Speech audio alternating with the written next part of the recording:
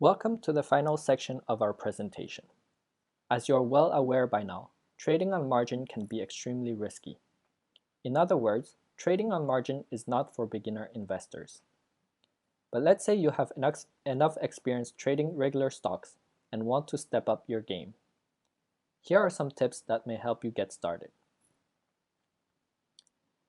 First, know that you don't have to borrow the maximum amount. If your broker allows you to maintain a 50% margin account, you don't have to borrow the remaining 50%. Start with 10, 20, or 30%. This will significantly reduce your risks and the point at which you will be margin called. To illustrate, let's go back to our original example. We know that Professor Jassim can put out $2,000 and borrow an extra $2,000, or 50%, to purchase $4,000 worth of shares. With a maintenance margin of 25%, Professor Jassim would be margin called if his shares dropped to $66.67 per share. To decrease that risk, Professor Jassim could decide to borrow only $1,200 to purchase $3,200 worth of shares. With the same maintenance margin, Professor Jassim's shares would have to drop to $50 a share to trigger a margin call. So learn from Professor Jassim. Start slow. The second strategy is to make use of a stop-loss order. The stop-loss order is an automatic process that you can set up with your broker to sell your investment when it drops to a certain price. There are several advantages to using a stop-loss order. 1.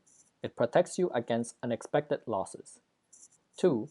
It removes the element of emotions by forcing a sale even when you are tempted to believe it will recover. 3. It promotes discipline. And 4, it simplifies your life by allowing you to set and forget.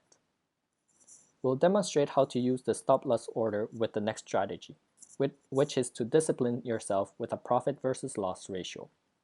The profit versus loss ratio is a rule you make for yourself. It defines the number of times you are willing to lose and still make a gain. How do you set up the ratio? By defining a target profit percentage and a maximum loss percentage per trade. Using again the example of our favorite investor, Professor Jassim, suppose he buys shares for $4,000 and decides to sell at a profit of 21% and a loss of 7%, which represents a 3-to-1 profit versus loss ratio. In this case, when Professor Jassim's shares drop by 7%, according to his rule, he would sell his shares right away. This is where a stop-loss order can come in handy. By making that process automatic, it helps Professor Jassim to stay on track with his plan.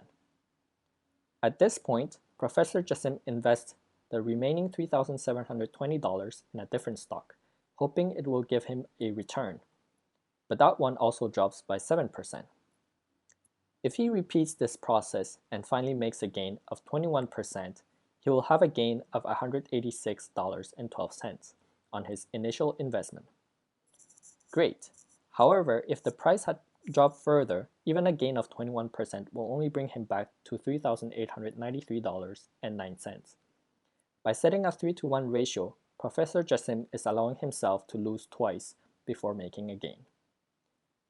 What if Professor Jassim's investment reaches his target profit, but he is greedy and wants his investment to keep growing? Simple, he can move up his stop-loss order to the target price. This way, his investment can keep growing, and if it ever drops, he will still guarantee himself a gain. The last tip is to be aware of the interest rates, commission fees, and applicable taxes. Interest rates compound on your loan for as long as you hold it, usually on a daily basis. Because of this, it is not recommended to purchase long-term investments on margin, as the expected return diminishes over time. Commission fees vary from broker to broker. Some may charge a fixed fee per trade. Some may charge a variable rate. Finally, know how much you'll be taxed on the capital gain or profit earned, depending on the reason you're trading. Being aware of these additional costs can preclude you from using a margin account in the first place. To determine if it's worth it, you would have to compare profit earned with a margin account versus profit earned with a regular account after deductions. So there you have it, 4 tips to start trading on margin. I hope it helped.